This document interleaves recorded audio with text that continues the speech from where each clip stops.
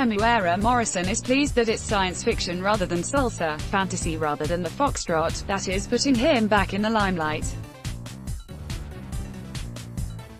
In fact, Morrison is just pleased to be back in the limelight, full stop. The 57-year-old Kiwi acting icon is back on screens this weekend in the Aussie low-budget alien invasion action or occupation, but that's just a taster before we see him play Jason Momoa's dad and Nicole Kidman's lover in the DC Extended Universe blockbuster Aquaman in the summer.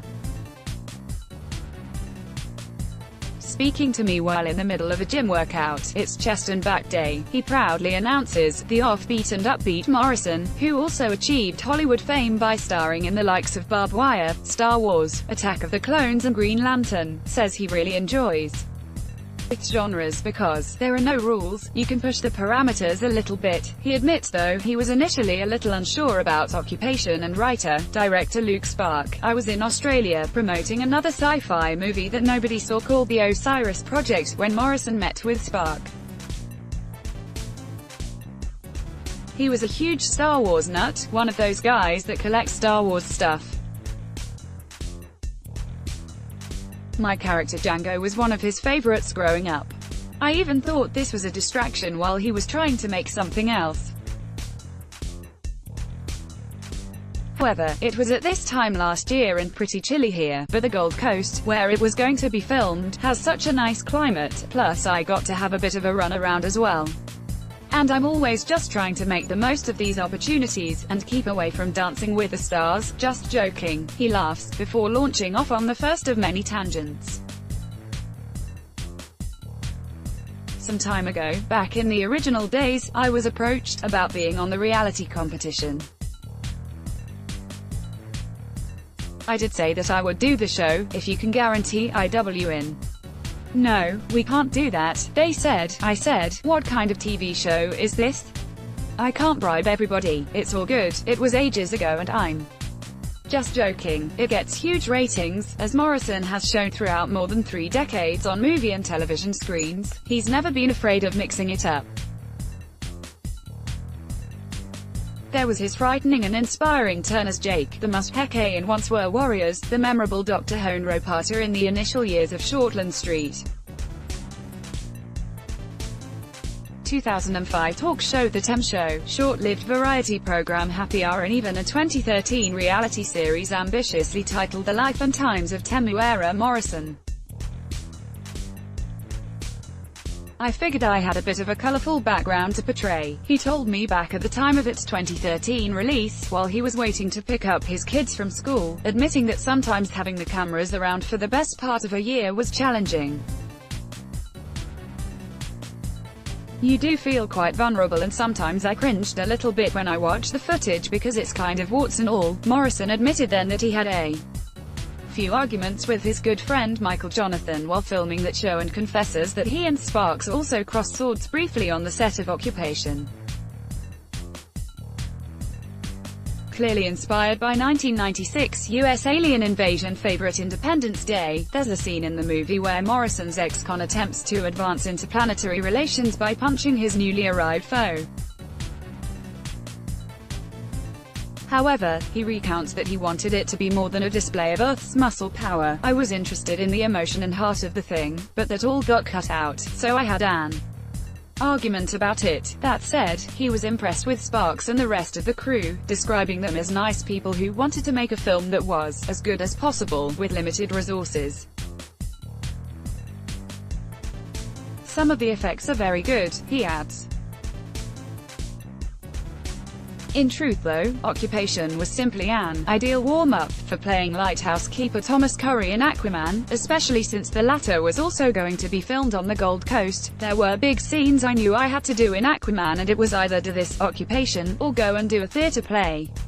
I can come to the gym and do some bench work that will fix my chest up, but we actors also have to tune our emotional things up. While the two shoots didn't overlap, Morrison says he did have to go into the Warner Brothers studios in the shadow of the Movie World theme park, Aquaman's base of operations, for one day, which really highlighted the differences in scale.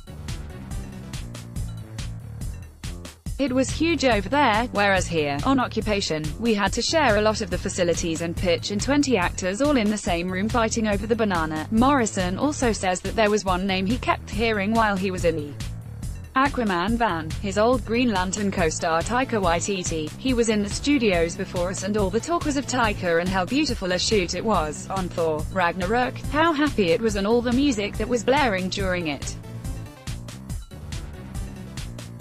It's wonderful, wonderful, but he's doing very well. And you know, you've got to take your hat off to him. These guys make bloody vampire movies and they get noticed.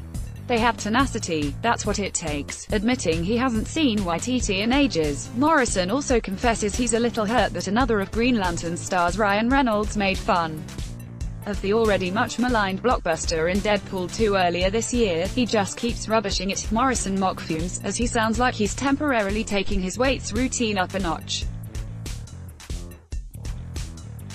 Not that he holds a grudge against the Canadian actor. After revealing that Reynolds sneaks into New Zealand now and again, Morrison fondly recalls their big scene where his character Abensur passes on the magical ring to Reynolds' Hal Jordan. It was like I was in the proposal with him. I was Sandra Bullock, who Morrison also co-starred with earlier in the infamous Speed 2, Cruise Control. Kiwi director Martin Campbell put me in that movie and the worst thing for me was they were going to make another one and I was going to get paid a bit more money.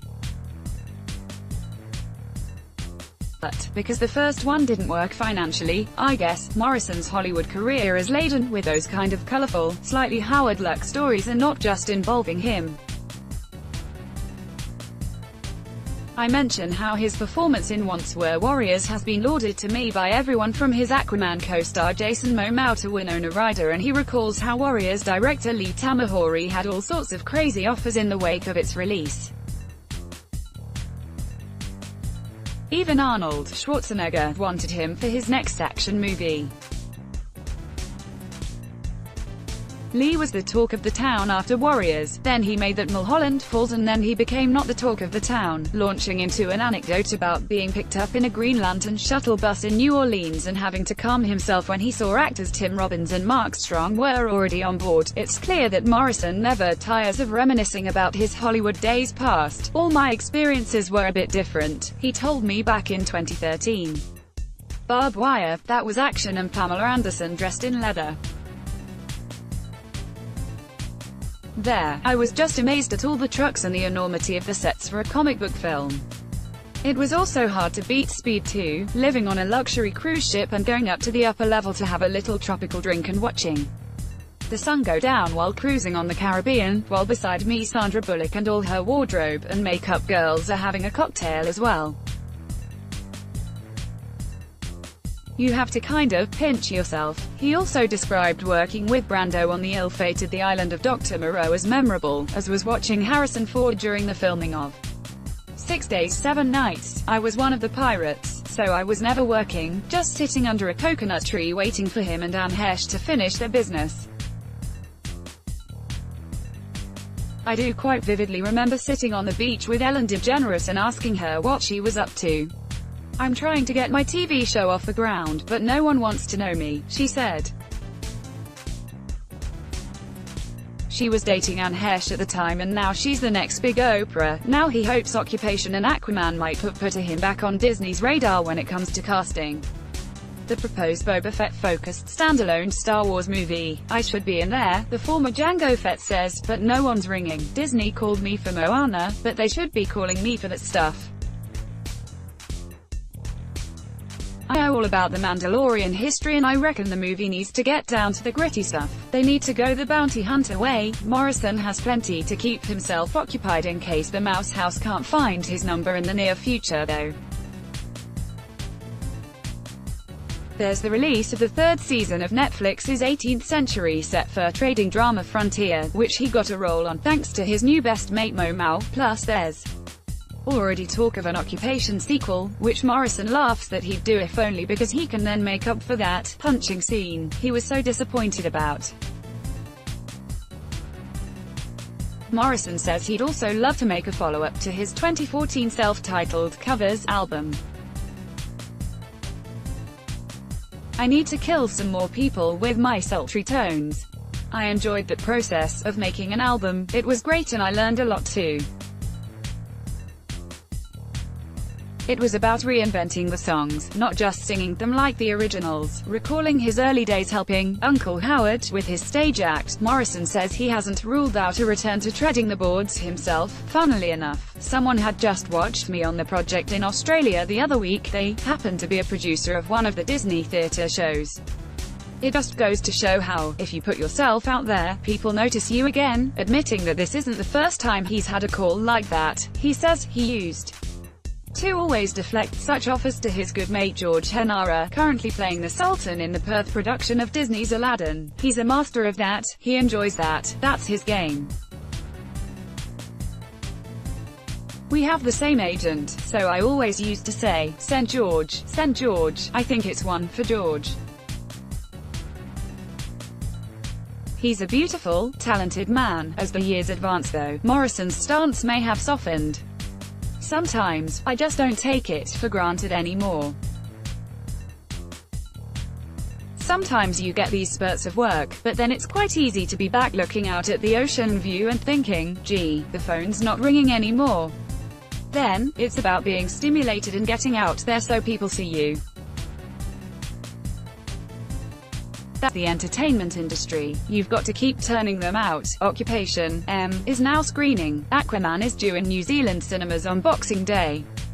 Stuff promoted, stories recommended by